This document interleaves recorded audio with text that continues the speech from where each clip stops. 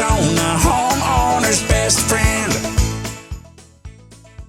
On that autofill line, when you're talking the pressure and the constantly on and off, we get into the summertime, a lot more evaporation is happening.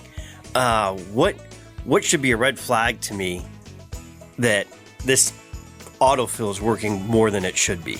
Absolutely. Great question.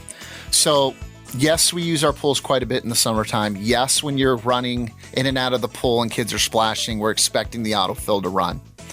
But really take notice in the morning time. If everybody swam the day before and the pool was down a little bit after use, give the pool the afternoon or overnight to fill up to its normal level.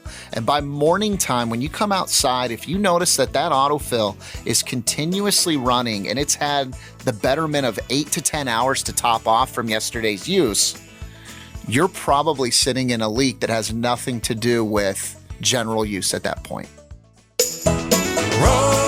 Rosie on the house, every Arizona